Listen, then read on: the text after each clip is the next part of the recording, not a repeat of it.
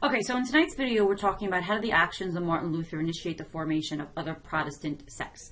So basically, you need to think about the fact that, I said this in class, that Protestantism is a big umbrella, and there's many different Protestant groups, and some of these Protestant groups in Europe are actually not going to get along with each other. It's going to cause other problems. So we have Martin Luther with his 95 Theses, and then eventually we're going to have men like Zwingli, which we're going to talk about today, John Calvin, who we're going to talk about today, and John Knox. So Germany was a center of the Protestant Reformation, as was Switzerland, and then is going to be England and Scotland when we talk about John Knox and the Presbyterians. So the first question, how did Zwingli create a Reformation in Switzerland? So now Switzerland, just to give you a little bit of background, is a loose confederation of 13 states and allied areas, also kind of under the jurisdiction of the Holy Roman Emperor.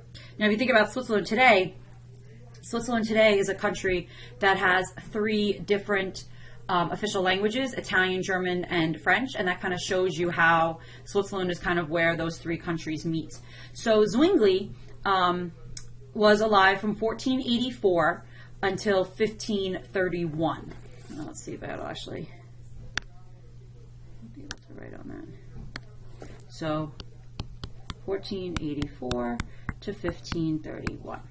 And he was given a very humanistic education. He was also very much influenced by Erasmus.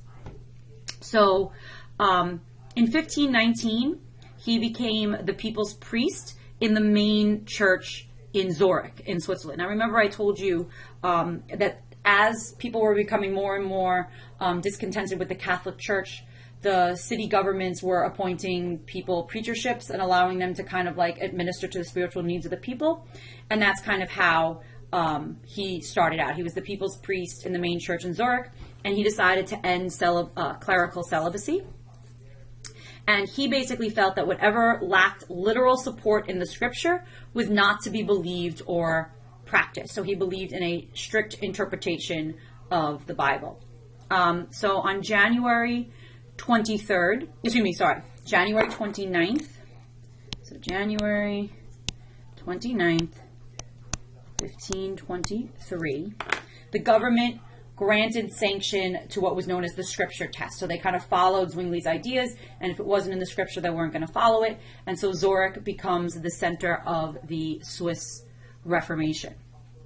Now, because you had to follow everything very strictly to what's said in the Bible, it was very harsh discipline.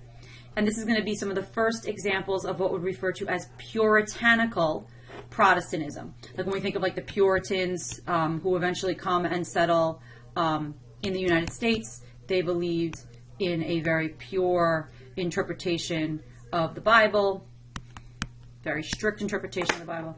So similar to what we think about when we think of the Puritans in the United States.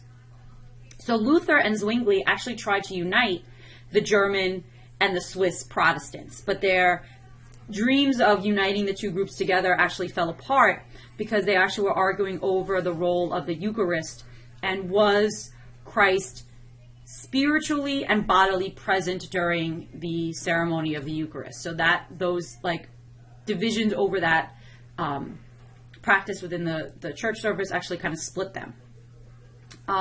Eventually, the Catholic and Protestant states within Switzerland fought a civil war, and Zwingli was killed in that civil war, but his teachings did continue, and like I said, Switzerland was also the center of its own Reformation.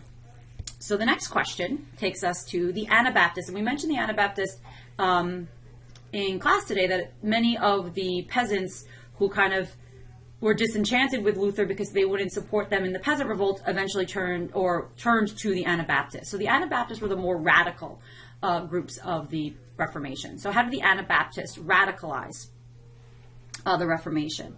So according to the Anabaptists, the original reformers were only going halfway, and they wanted a more rapid and a more thorough change to the church. And they actually are the ancestors of the Amish and the Mennonites. So if we look at this map here, the Anabaptists, the orange here represents general distribution of the Anabaptists. So they'll be here, they're here. They were kind of scattered throughout, where everything that's pink is predominantly Calvinist. Everything, we'll talk about that in a second. Everything that's blue is predominantly Lutheran. This is Wittenberg, where Luther first began the whole Reformation. But we could see the Anabaptists are kind of scattered throughout, and they also have these little communities. The little T represents communities, and then the larger represent larger centers of the Anabaptists. So we'll talk a little bit about what the Anabaptists wanted.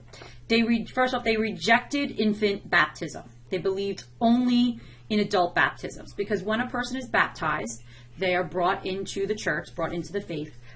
It's supposed to be, it was believed by the Anabaptists that you can't perform this ceremony on a child or on an infant, because they can't be making this decision freely. They can't be making this decision of their own free will, because they don't really understand, because they're too little. So they felt that this was more respectful of human freedom to baptize people as adults.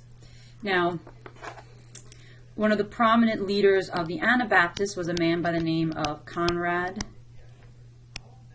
Grebel.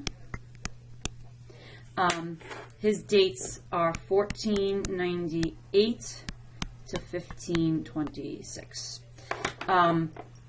He refused to go to war, swear oaths, or participate in any form of secular government. So the Anabaptists actually wanted a theocracy. He wanted to separate from society and create a perfect community in imitation of the first Christians. Many viewed him and the Anabaptists as a threat to basic social bonds. As a result, they began to be persecuted in the cities, because their ideas were seen as being so radical. So they were persecuted in the cities. So as a result, they became rural and agrarian. So they moved out into the countryside. Now, eventually what happened in 1529, rebaptism became a capital offense in the Holy Roman Empire. So because Anabaptists believed in adult baptism rather than infant baptism, if you were going to go into the Anabaptist faith, you would be rebaptized as an adult. So being rebaptized in 1529 was considered a capital offense in the Holy Roman Empire, and between 1,000 to 5,000 people were executed for having been Anabaptist or for having been baptized, again, as adults. Now, between 1534 and 1535, extremists actually came to power in the German city of Münster. They took over the city. So they took over the German city of Münster, and any Lutherans or Catholics that lived in that city were forced to either convert to Anabaptism or emigrate. They transformed the city into an Old Testament theocracy. And so in this instance, actually, and here you can see an image of an adult baptism. So in this instance, actually, the Catholics and the Protestants, the Catholics and the Lutherans, who did not get along with each other, actually united to crush the Anabaptists and to crush the city of Münster, because they believed that the beliefs of the Anabaptists were just so radical. So here you could see this is an image of people being loaded up into a tent of straw, which is basically eventually going to be lit on fire, and these people are all going to be burned to death as heretics. So as a result of this, what we see that comes out of this capture at Münster, because obviously, since we said the Anabaptists are the ancestors of the Mennonites and the Amish, they did continue to practice their faith. A more moderate, pacifist Anabaptist kind of becomes the norm. Still kind of living separate from community, still kind of living off the grid. Well, today the grid. But, still with those kind of same basic beliefs. Now, probably one of the most popular of the Protestant sects are a group known as Calvinism, founded by a man named John Calvin, also centered in Switzerland, but he's from the city of Geneva. So the question here is, how did Calvinism develop? So in the second half of the 16th century, this is pretty much one of the dominant Protestant ideas in Europe. It is inspired or accompanied massive political resistance in places like France, the Netherlands, and Scotland. So in France, Calvinists are going to be referred to as Huguenots. In England, they're going to be either, why is my pen not working? Puritans, and I'm going to misspell this, Presbyterians in Scotland. And then in the area around Switzerland, they're going to be known as Calvinists. So their names are going to change depending on where they are, but they're going to inspire political upheavals in Scotland, in England, in France, in the Netherlands. What they believed in, what the major tenets of Calvinism is predestination. So basically, they believe that it is decided upon your birth if you're a member of the elect and you're going to hell, or if you're going to, if you're a member of the elect and you're going to heaven, if you're a member of the elect, you're going to heaven, or if you're going to basically be going to hell.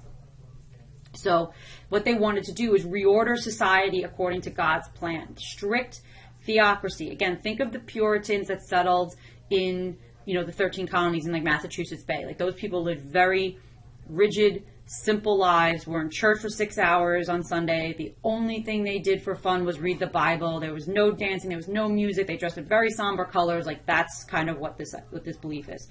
So Calvinism and later forms of Puritanism is going to actually lead to the development of modern capitalist societies. We'll actually talk about that in more detail when we talk about the Golden Age in the Netherlands. But basically, it's a very strict interpretation of the Bible. You follow the rules very carefully, but in addition, it's decided already where you're going. So the idea then is if you are a member of this church, you're a member of the elect, and more than likely you'll be going to heaven. So now a little bit about Calvin. So Calvin actually, at the age of 12, was pretty much an orphan, and the church financed his education. And in Geneva, where he lived, there was a political revolution against the prince, and the city council began to assume legal powers. So in September of 1540, Calvin is going to organize the Genevan church, and he stressed the sovereignty of God over the creation of all people, and everyone must conform to God's will. So the government that was created in Geneva, they referred to themselves as the City of Saints, was very much a theocracy. And in what we see, why Presbyterian is called Presbyterianism in Scotland is because you have a board of what's referred to as prespers, and they are 12 lay people chosen by and from the city council to help oversee the life of the people, and they're going to actually help the church to oversee the government of the people and to dispense church goods, to give services to the poor and to the sick. So according to the Calvinist faith, everyone had to conform to God's law. Everyone had to try to live in a God-pleasing way. And so in Geneva, there was a regulatory court that was a pretty strong instrument of power in the city that enforced moral discipline. So by 1555, pretty much the city is completely controlled by Calvinists, but it is home to thousands of exiled Protestants because people who were fleeing persecution saw this as a place for safe haven. Only a third of the population would actually be considered Calvinist, so it was kind of becomes a haven for Protestants in general. But you still had to follow all these very strict rules. So kind of just to show you a little bit of what the modern Protestant family tree is. So you have Luther and his 95 Theses. You have on one branch, you have what becomes known as Lutheranism. Then you have the Reformed, and from there you have the Anabaptists, which are the Mennonite and the Amish. And then you have the Anglican, which is the Church of England. Off of the Anglican, which is the Church of England, you have the Methodists and the Baptists. And then off the Reformed, you also have like the Presbyterian, which would be the Calvinists. So here you can see this is a map, a religious map of Europe, kind of showing where everyone kind of lies. For the most part, Europe is still mostly Roman Catholic with pockets of Lutheranism and pockets of Calvinism kind of sprinkled throughout the rest of the continent. So here's another map you could see of Reformation Europe. The only thing, if you look at, especially if you look at France, like France is sprinkled with Calvinism. We're going to come back to talk about this later when we talk about the French Civil War. And so here you can see, even though the country was majority Catholic, there are a lot of Protestant churches sprinkled throughout France. So the summary question, how are these sects different from the basic ideas of Lutheranism? So I want you to think about that, and I'll see you guys in class.